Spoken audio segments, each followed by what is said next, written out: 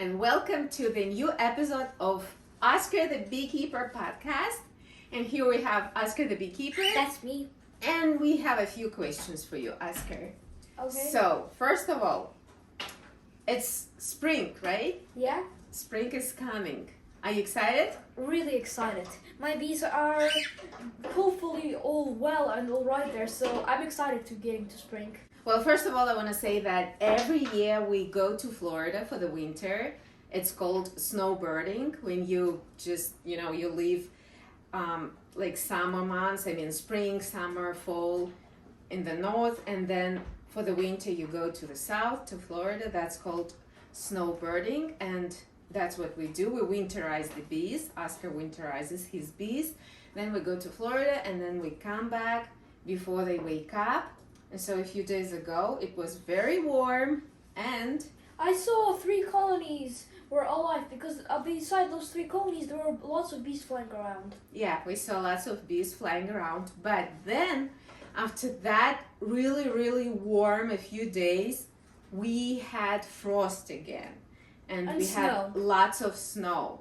And real cold is not that bad for the bees, as bad those jumps in the temperature when you have frost and then warmth and then frost again. So now we just hope they made it.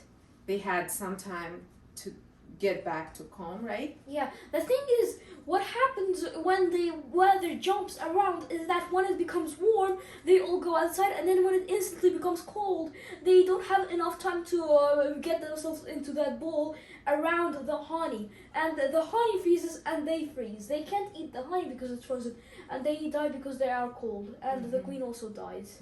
Yeah, so we hope for the best.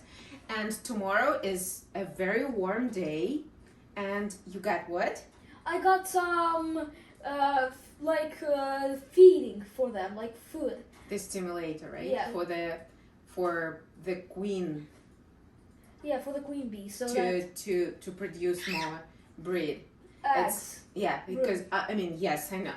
I'm bad in that. I'm trying. I learned from him, and I think I'm not as bad because I was just zero. I didn't know anything about bees, and thanks to him, I learn so much every day, and he teaches me a lot. So, but I still do make mistakes, but he corrects me. Thank you. So, he ordered a big package of those pads. And remember, you called your mentor, and he explained, because he says it's very crucial. You want to tell, or Yeah, it's really crucial because the queen needs a early boost to lay eggs. Yeah, and he says some beekeepers just give the sugar feed, which is could be like they buy it, or they just make the pads out of sugar, or like sugar powder mixed with water. Maybe they add some honey. Yeah. But he says in early spring the queen needs the protein, and this is why he buys those special feeds that are mixed with pollen and like protein and like whatever substitute they make, but it's really good nutrition. So That's exactly what I bought. Yeah, exactly what Oskar got, and we will try to introduce that to the bees tomorrow, and I will be his cameraman, and so then he will post that video how we place those feeding pads, nutritional pads. Okay, what else happened recently? Other news. We came earlier this year from Florida, right? Yes. We usually come like close to May, because in our area it's cold and it's even frost until May, so the bees don't really wake up and come out before May. But this year is different, and you know what? Actually, it played out really well, because this year the winter is much warmer here, and it's like really warm. We experienced really warm days recently, so it really played out really well that we came back earlier this year. But tell us, why did we come early this year? Well, we came earlier because I had to be a mentor and just motivate some people about beekeeping. Yeah. It's like an interview, but also I just talk whatever I It's want. our local bee club. Yeah. the Beekeepers Association in our area.